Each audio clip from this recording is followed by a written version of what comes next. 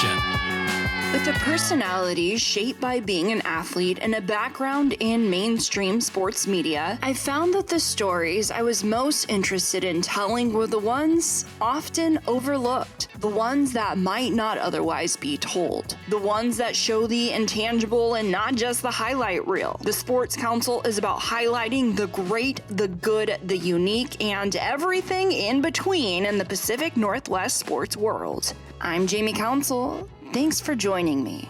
You're listening to the Sports Council on 1340 ESPN, the Tri-Cities leader in sports.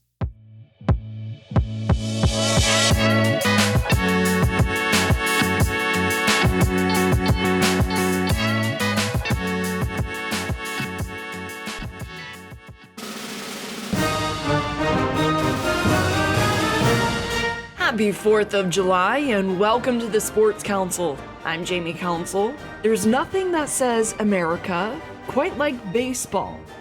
It's called America's pastime, and for many, it remains to be a pastime due to a rising cost in sports, making the cost barrier too high or non-justifiable for many families with the amount of travel. However, there's a new league in town looking to develop the youth players of the area and keep costs down. The Tillage League is here and here to stay. It's comprised of high school programs from Tri-Cities to Wenatchee and even over to Brewster. We spoke to Jason Jarret of the Tri-City Badgers, Josh Schuyleman of Wenatchee, and Joe Taylor from Brewster. So the Tillage League it started this year.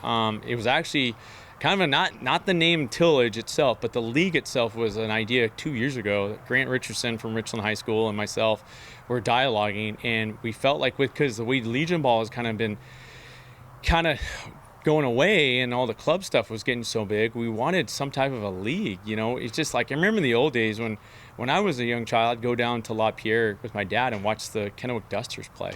And that was great. And that experience to be able to catch those foul balls and run them up to the concessions and get your little small soft drink, or a piece of gum, I live for that moment, and then be able to see, like guys like Zach Smith and Ron Wright and, Ryan Rutz and all those different players that played for the Dusters that moved on and played collegiately or professionally, and then that kind of has all gone away. And so Grant and I kind of dialogued it, and we never really got anywhere with it. And so last fall, I'm talking to Todd Gibson from Ellensburg High School, and he's the head baseball coach up there, and he's been up there and has done extremely well for the last, I don't know so how many years he's been up there, but he's done a fantastic job. And we're just talking shop. And I'm kind of expressing, of course, my frustration because, you're playing year in, year out, and you're playing a tournament here. Like last summer we played in 3 tournaments, and of course, you're playing games here and there, but nothing for like real meat, right? I mean, that's the thing is, I really think that you can get nutrition, but if you're not eating solid food, it's not going to make you grow, right? And I just felt like, man, it's kind of mundane, just kind of year in, year out, the same thing. And so I'm kind of talking this idea that Grant and I kind of discussed, and Todd just pauses for a minute and doesn't say anything on the phone, and he's like, Jason, I think we have something here. I said, what do you mean? He goes, man, I'm writing, as you're talking about this idea, I'm writing all these schools. I think we could, with you and I think we got 8 other schools that would be interested in joining this league. And so, man, I think we should try this. I said, well, what was your thought? Well, why don't we, I send out an email, and then we'll set up a Zoom meeting, and kind of see what kind of response we get. And so we did that. And so we explained, and of course at that time we didn't have a name for the league. And so I started kind of stemming ideas of, first of all, we had the meeting and everybody was all in on it. So I thought, okay, this is great, because the way we pitched it is like, hey, we want to play a league season, make it very inexpensive, so you aren't traveling all over the state of Washington playing games. It's all in Eastern Washington, and basically we play a league, and then we do a league tournament at the end. And then knowing me and how I am, anything I do, Jamie, I want to do big and better, right? Like I think that the state tournament in the last few seasons we've been able to win, and man, just to sit back and watch those kids raise up that state tournament trophy, and the joy that they get on their faces, and seeing the parents and the excitement, that brings me greater joy than winning it itself. Like that is literally my joy right there, just sitting back and watching that. So basically everybody that was part of that Zoom meeting was like, yeah, we're all in. So we said, okay, let's meet again here in about a couple weeks, and we'll start kind of working our schedule. And this is back in now November. We have a meeting, and so I started working on a kind of a idea of the name. Like, okay, what could we come up with that would represent Eastern Washington, or just, what this area is all about. And we felt, tillage, of course, that's turning of the crops. And what are we doing year in, year out? We're taking our freshmen and, moving our seniors out, and we're, replanting our seeds. And we don't know what kind of outcome we're going to get with our crops. But the idea is that we're trying to make them, fruitful and be able to obtain a lot that carries into our spring season. The Tillage League is awesome. It's going to be special. It's going to blow up. I'm sure of it. Jason does a great job, guy who runs it. But Tillage League I'm pretty sure it stands for like cultivating the next generation of ball players. And it's just it's a league to get younger kids out to develop your programs. It's a community type style league. It's independent. A lot of community teams that you get to play against. You get to play at home fields, and shorter rides the field. Everything's within 2.5 hour or so. So makes it a lot easier for parents, coaches, kids to get playing time. So yeah, it's just a great league to get kids out there playing more baseball. And what are those conversations of getting players to want to participate in the Tillage League? Because it is something different of having a community-based school team when you have all these travel ball clubs that are all about getting those college looks. Yep, exactly. Yeah. So I know what the travel ball thing's like. I played for the River Dogs for 5 years, and that was a big thing in Ephrata, and we were traveling all over the country playing. And I did that, and obviously I had a lot of fun doing it. I got to play a lot of baseball, but you got to be you got to want to play a lot of games to do that. And and travel ball, you can kind of get sidetracked into just a exposure type thing. And at the end of the day, you're just trying to get games and trying to get better. But with the Tillage League, you get to get a team, and you're coaching the game as a whole. I feel like, when I played travel ball, I got to play for Coach Johnson out of Ephrata. He's a winningest coach in Washington history, I think, and I loved him. But, with the Tillage League, you got younger guys, you're trying to develop them, so there's a lot more coaching. It's not just every dude comes out just ready to play. You're developing, your 8th graders, your freshmen. So that's just a joy of this league. You get to really coach guys up.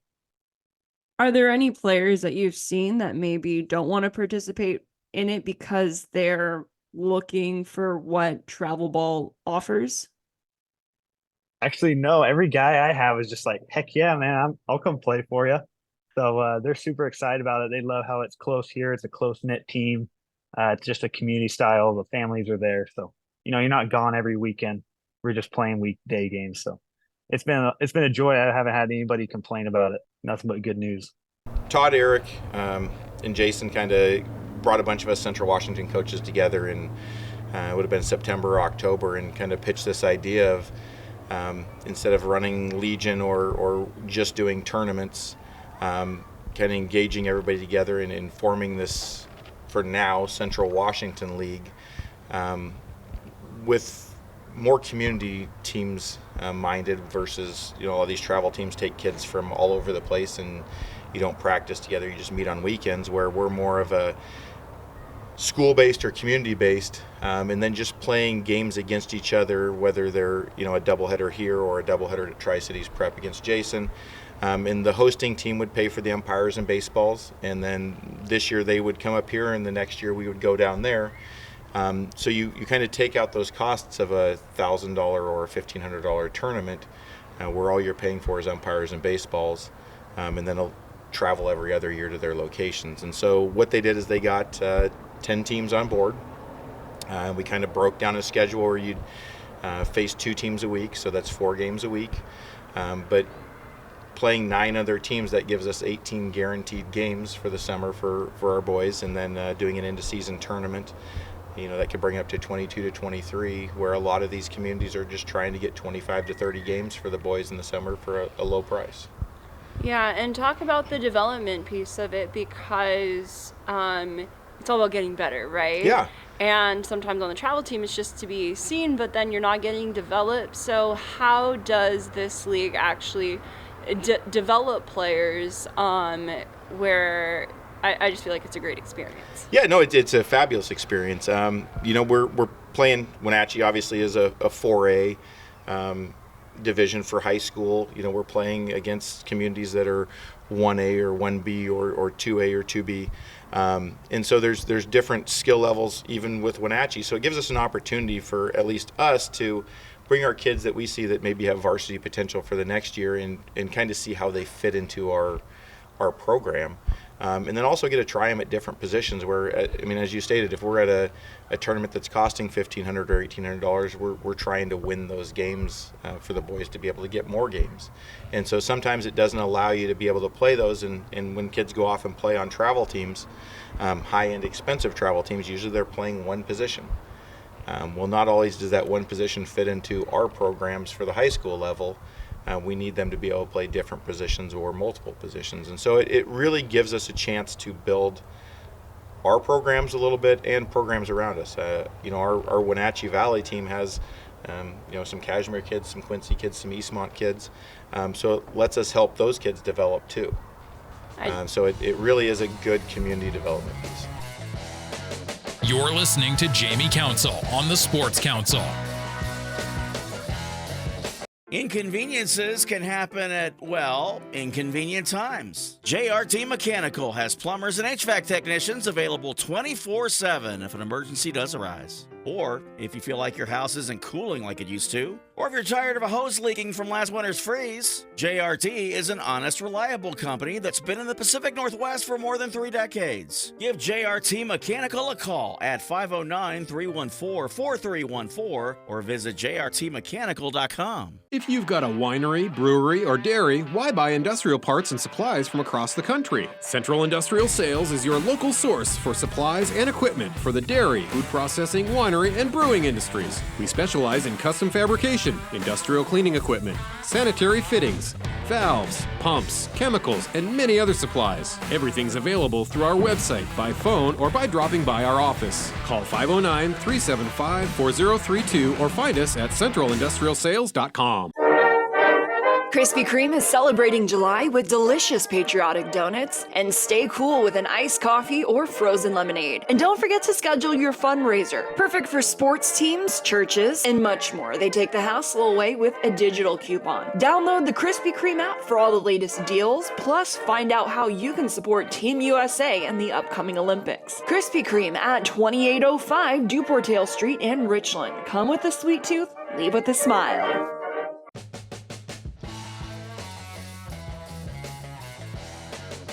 You're listening to the Sports Council on 1340 ESPN, the Tri-Cities leader in sports. Welcome back to the Sports Council. We're talking about a new baseball league in town, the Tillage High School League, whose goal is to cultivate talent without the price tag of a travel team. Can you just talk a little bit more about that idea? So numbers overall in baseball are going down because the cost barrier is going up? It's what it seems like. There's a lot more to take kids' attention now. Baseball can be a slow sport at times if the coaching's not right and doesn't have a good plan to keep kids busy. And kids these days have to be constantly engaged. With that and the cost barrier, because there is a lot of baseball has gone towards travel baseball, and there hasn't been a big opportunity for local baseball in Wenatchee for at least summer baseball for kids older than 13. They've had to do some sort of travel baseball, which costs thousands of dollars for them to go do just to be on the team, and then all the cost for travel every weekend. Tournament fees to start, and a lot of those when you get into those older age groups are anywhere from $1,000 to $1,800 just to get in a tournament where you play 4 or 5 games. And then a lot of those have paid coaches that are getting paid $4,000 to $7,000 to coach for a couple months. Some of those teams have 2 or 3 sets of uniforms, which are a couple $100 added into that. And then umpires, baseballs. everybody wants to blame everything on COVID, but baseballs have gotten twice as expensive since COVID. We're $100 for a dozen baseballs, and when you go and play just a couple games, you can go through a dozen baseballs pretty easy. Umpires have gotten more expensive as they've gotten more scarce, and we've had less participation since COVID in umpiring. And so everything with the rising cost there just make it harder and harder to do it for a lower cost, and that's where the kind of idea that Jason and Todd and Eric Sorensen had is really helping to bring those costs down and bring it to a level where we can engage more kids. Travel ball, you got to be ready to spend some money. I still feel bad. I know my mom and dad put a lot of money into me playing. So, we charge a kid a few $100 in the Tillage League, and we drive to games. We pay for the gas. I drive a van every time we go. We just went to Wenatchee. We had 15 guys in the van, all the gear piled up in the back. So, I try to just make it really affordable. The parents can go if they want to watch, but we play weekday games. I know guys are working and stuff, but we're willing to take the kids to the game.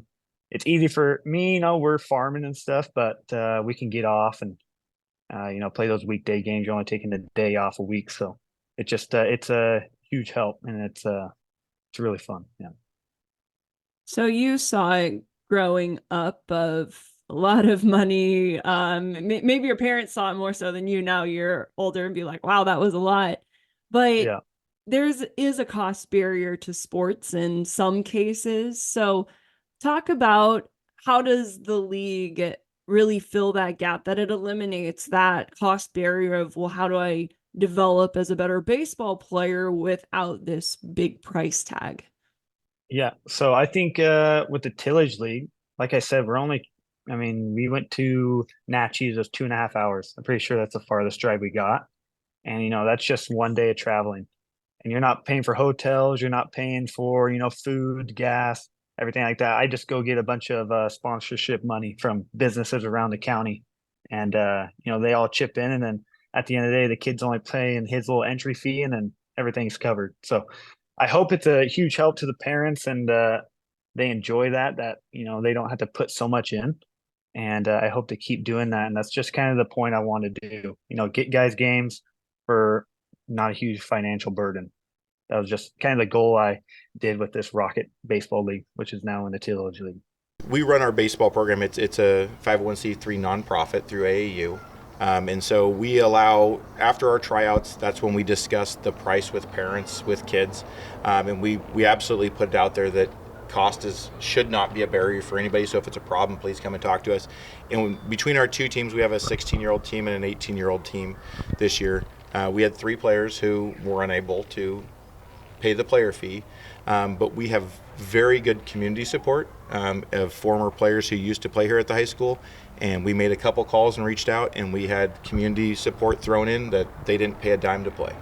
And so that wouldn't happen out of town. You wouldn't go to an out-of-town team that's $3,000 or $4,000 and say, well, I'd love to play, but I can't pay. What can happen? I mean, they're there to make a profit and to kind of turn this machine over and keep it going, where because we're more community-based and we can sell that story to the community of, we're trying to get local kids to play, we can build that support all around. And I think that's going to be a big thing for all these teams to be able to do in the future. The more we build this league, the more community support we're going to have, the more outside support we're going to have.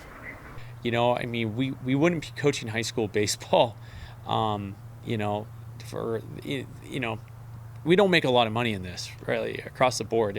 So it's like we maybe are just stupid and crazy, but, I really feel like there's a lot of coaches out there that truly care about development, and they don't do it for the money. But then there's the avenue that does, and so parents get caught up in that, and they don't know what to do, and they feel like, well, the only way I'm going to get something is I got to pay the avenue. And so it becomes a financial hindrance to some of these parents. And, I feel like some of these parents would honestly get a double mortgage on their home to be able to get lessons or get their kid on a club team. I'm like, there's other avenues. Like, you don't have to do this. Like, I think too, part of it is we live in a society, it's such a comparison world, like I work with so-and-so. So then, you got to reach out to him. Well, man, he's $500 an hour, or he's $300 an hour, or whatever, or $200, then he must, I got to go with him. Well, I can't make that pay.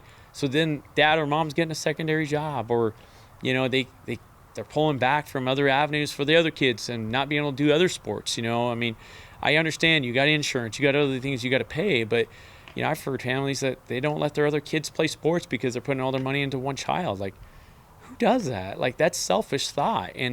But they think that, their particular son at this time is going to sell better because we got to get them in this group of people. And I don't think that's necessarily true. And I think that you can still offer a great product, with a great result at a minimal cost. And now that you have multiple teams involved and players buying in, talk about the pipeline that could come from this, because these clubs with a big price tag promise college eyes and different things like that. But if there is talent in the Tillage League, it could be providing that too. So I guess talk about the future, what it could provide of possibly filling that gap too. Yeah. So I think there's plenty of exposure just in this, even though it's a new league and younger kids. I've already had a few college coaches call me about a couple of guys on my team. I mean, they heard about it.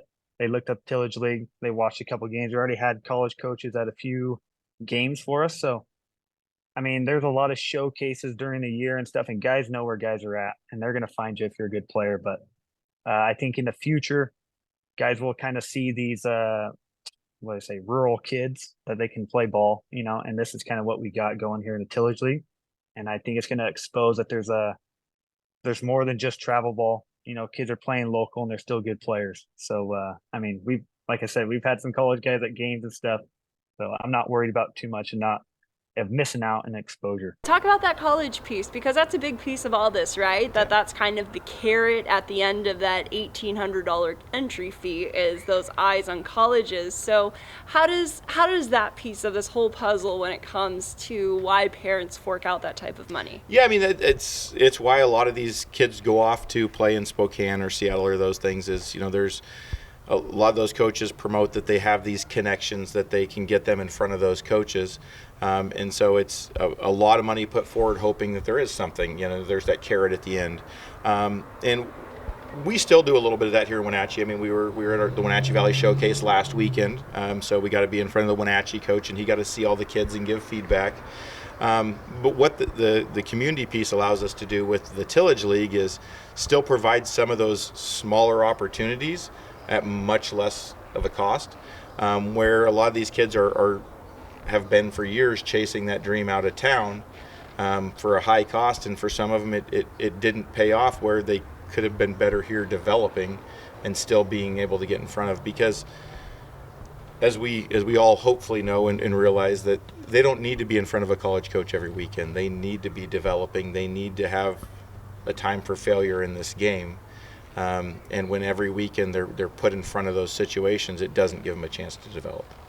Exactly. And that kind of, if you take a look in the future, if you're developing players, and let's say a kid that might thrive with travel ball, they're good enough to be the guy to win, but they choose to develop here, then college coaches might then start checking out the Tillage League, you know? So I kind of feel like moving forward with that piece, what opportunities might the Tillage League provide that really puts a stamp on bridging that gap? Yeah, and I think the big part of that is that, hosting the tournament here at the end of the season, and Eric started to do a lot of the social media piece and get out there, and I've actually already talked to a few coaches that have started to hear about it.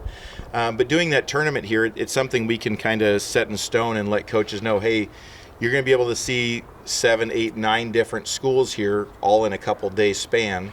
And that's a good recruiting grasp to get them over here to see kids playing for their hometown. As I've talked to a lot of coaches over the last year, college coaches trying to figure out what they're looking for in kids now and what they don't want to see, because spent a little time talking to college coaches this year in Dallas, and what I heard from a lot of them is, just like college, they're tired of seeing kids who jump from team to team to team because they don't come in and fit into their program as a piece of it. They want to be all of it, and they want to be the headliner.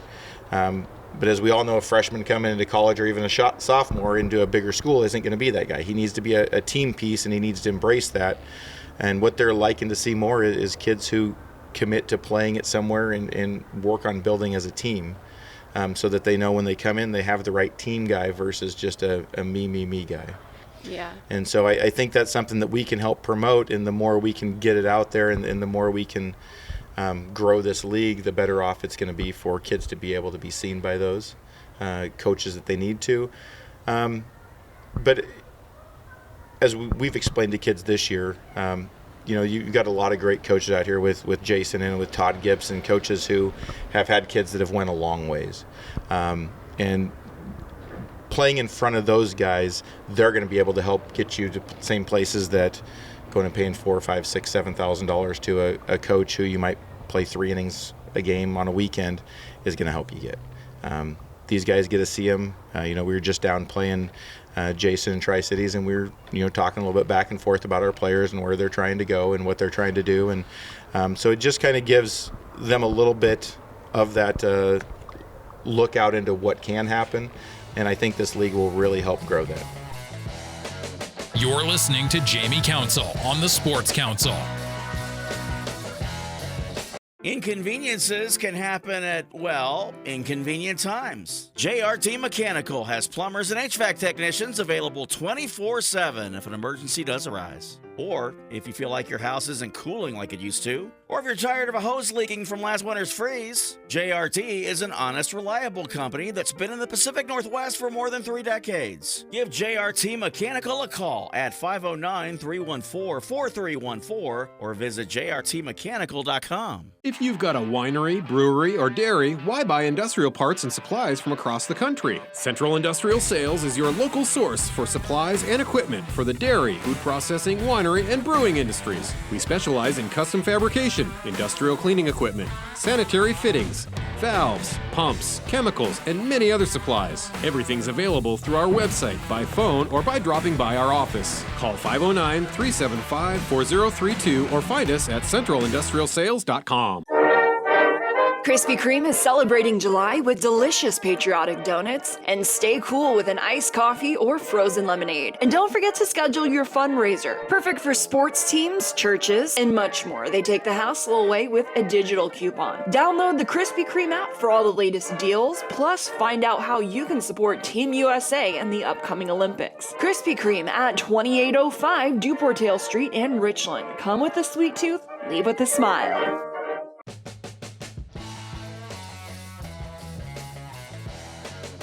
You're listening to the Sports Council on 1340 ESPN, the Tri-Cities leader in sports. While the Tillage League is new, the Tri-City Badgers have always operated as an independent entity now for over a decade, according to Jarret. Well, the Tri-City Badgers started about 18 years ago, Jamie. It was myself and Charlie Hoppus. At that time, Charlie Hoppus' son, Will Hoppus, was going to school at Tri-City Prep, which now I'm the head baseball coach here and been here as the head guy for the last 14 seasons. And so I was an assistant coach at Liberty Christian at that time. This was the year 2007. And so he came to me and says, hey, let's form a summer baseball, team, and let's take some of those kids over there and let's take some of the Tri-City Prep kids and let's form a group. And of course we kind of contemplated on names, and actually my dad was the one who came up with the name Badgers, because the Badger Mountain in the area is actually pretty well known for Badgers. So we thought, hey, Tri-City Badgers kind of was a good look. And so we basically started that, and that's kind of how the whole thing is stemmed from. And then, of course, as I've moved toward, coaching over here, we've taken on more of our Tri-City Prep players, and then we do pick up a few guys here and there. So it's actually changed a lot over the last 18 years, but we've been consistent every year in, year out. So what we did, we basically started off just, our first year was just calling around. Who's got summer teams, right? We know Legion of Ball was still going at that time. We were pretty young for that group, so we felt like we just find, I know like LaSalle High School had a summer team and they were independent. We figured we'd grow with them, and and then we just a couple Babe Ruth games here and there, and that was kind of when it was still going around somewhat here in this Tri-City area. And so basically what we kind of, as the years gone on, you build relationships, and then you hear about tournaments, and of course you go to, the there's a tournament, a couple tournaments that the next year we go to Yakima and those kind of things. And so as things kind of grow, you build those relationships, and then you start playing bigger teams and moving around. And about 10 years ago, we started connecting with teams down in Boise, Idaho. Started getting into that group with those coaches down there and playing their summer teams and different terms that they offer. And now, we're down into Bend, and, we go up to Medical Lakes. So, I mean, it's pretty well known. I mean, pretty much we're in the inner circle, I'd say, with all the different club teams and travel teams and, Legion Ball teams around. So for us to be able to pick up games, it's no problem, where it was like in our first year, we probably only had maybe 15, 20 games that first season. Early days, it was just for our guys that weren't playing Legion Ball to be able to pick up on some of those guys that didn't have the funds to go play Legion Ball. Club stuff was fairly getting new, and so as we've kind of evolved and, gotten more and well known and for our games and competition, we've been able to bring in our own guys. And so the idea for the Badgers is really revolved into, Tri-City prep guys are priority number one, in the sense that we want every single prep kid that's playing spring ball to be playing Badgers if they can.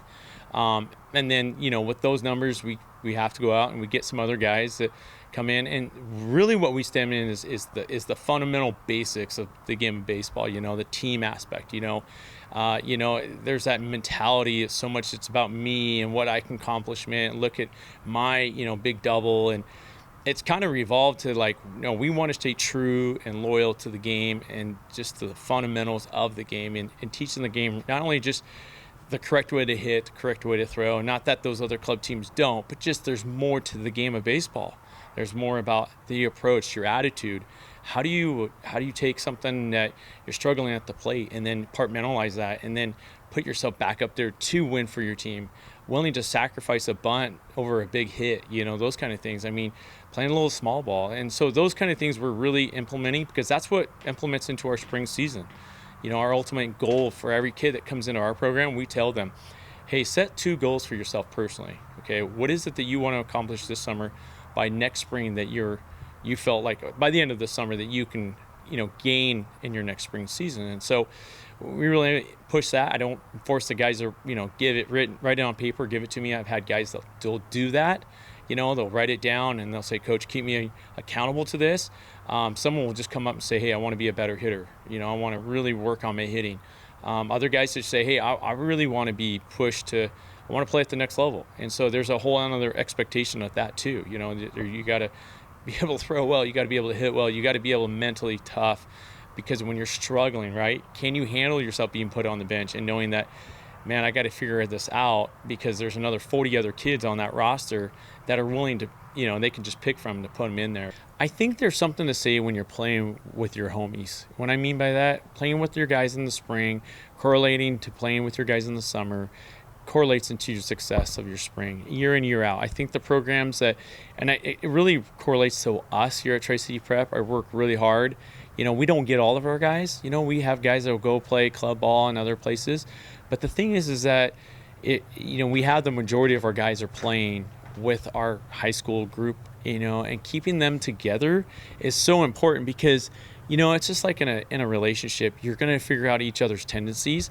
You don't have to speak anything. When you work with people, you're going to know when they're happy and when they're sad. Just all about body language. And so you're going to be able to understand when you're playing a short 10-week, 8-week season within another group, they're not having enough time of connection, and just there's so much more of that chemistry that's forgotten. There's just a lot of that personal connection that we really want to thrive for and see these kids excel. And if you can meet them on a personal level, and get them to figure out how to deal with those things, the performance is going to be so much greater than just saying, okay, you wrote the check, here you go, you're going to go play. And I feel like that seems to be the case in a lot of ways, for what I'm seeing out there for some of the club stuff. The Tillage League is about bringing together the players of these programs, but also coaches from across Eastern Washington, including in Wenatchee. Tell me, how did you get involved with being the baseball coach at Wenatchee? Yeah, I been the youth coach for about the past 10 years, and when the job came available this year, there was a lot of parents that I'd coached their kids in the past that were interested in me trying out for the job and interviewing for it. And having coached, I think of the 47 kids that came out, I'd coached about 40 of them throughout their youth career, so it was kind of a natural fit to jump into that. And how long have you been coaching baseball? 10 years total. And did you play in Wenatchee before that? I played Wenatchee growing up, high school and Legion. Had a few college offers, but decided to go into the Army instead. And then really missed baseball, so got back into coaching to get back around it. And what would you have to say about baseball in this area? Baseball in this area used to be really good. It seems like it's just the participation of baseball seems like it's gone down as it's gone more towards travel baseball and then expensive baseball. And as we've started to bring back, I ran Babe Ruth here for the past 4 or 5 years for the 13 to 15-year-old kids, and we've started to bump those numbers up quite a bit by having low-cost baseball and then introducing this summer baseball to get more kids playing for an affordable price. Hopefully we'll start to bring that back. What does it mean to this new league? First year being a high school, like you're really just being thrown in and you guys get to host the tournament. Yeah, I had a 15-year-old team last year. Even though I wasn't part of the high school, I was running with a lot of the freshmen, helping them grow into baseball. So I was playing against like the Kittitas Cowboys that Todd and Eric Sorensen put together. And so I've been playing against those guys for a couple years and really staying engaged with what they're trying to do because they build their high school programs right. And they have a lot of players coming out of their high school programs that move on to the next level. And they aren't a lot of guys who are running out of town to do different things. There are a lot of guys who are homegrown. So we've latched onto that for the last few years, trying to figure out how we can do that better up here. So when the opportunity arose to host that up here, we were all for it. And while Brewster baseball has a colorful history, Joe Taylor recently took over the program, and the young coach is in charge of the Rockets. Tell me a little bit about Brewster baseball.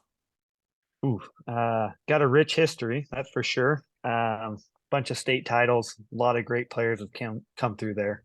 Obviously, a lot of great coaches have coached those guys, and just to be able to come back, I played there my whole high school career and got to go to the Final Four and watch my bigger cousins, my older brothers win championships. So pretty cool to be able to come back and be the head coach. It's been a dream for sure, and just super thankful I got it. You were getting into a lot of rich history at Brewster, which maybe we'll get into more another time, but tell me about your journey. How did you become the head coach? It's really cool that you have really made it full circle, being a player and now being the head coach. Yeah, absolutely. So obviously I'd grown up in Brewster my whole life and went to college, told my coach who just retired, I was like, hey, I'm coming back to coach at some point, either to help you or take it over whenever you retire. He's like, hi, whatever. And last year I came back from college. I was the assistant coach. And then the head coach decided to retire, and I put my name in, and hey, they hired me. So pretty thankful. It was full circle for sure. So you're the head coach for Brewster High School as well as the head coach for the Rockets, but tell me a little bit about the Rockets. So the Rocket baseball program is something I put together last year because I obviously kind of surprised that, I was 1 year assistant to head coach. And guys were like, hey, we want to play summer ball. So I just threw it together. We grow this apple called the Rocket Apple. And our marketing team from Schuyleman Fresh markets it. And they sponsored us. And I kind of got with the other coaches in the league and said, hey, I want to put together a team for our league. So we don't have to have 3 teams and try to find guys and whatever. Let's just put together one team and we'll just let everyone play. Because up here in the north side of the state, there's not a lot of options to play baseball in the summer. But I thought, hey, let's get a team together that gives these kids opportunities. And we pull from everybody in our league, which is a Central 2B league. And that's Tenasket, Bridgeport, Brewster, Okanagan, Lake Roosevelt, Liberty Bell.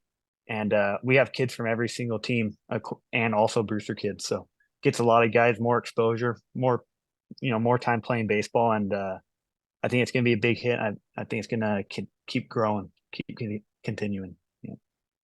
And what do the guys think about it? Because it is something, there is a lot of history in Brewster, a lot of Brewster pride, but now you're getting a mix from Okanagan and other places. So what's the experience like for the guys? I mean, you're piling into a bus, and it's really fun because they don't get a chance to play with these guys during the school year.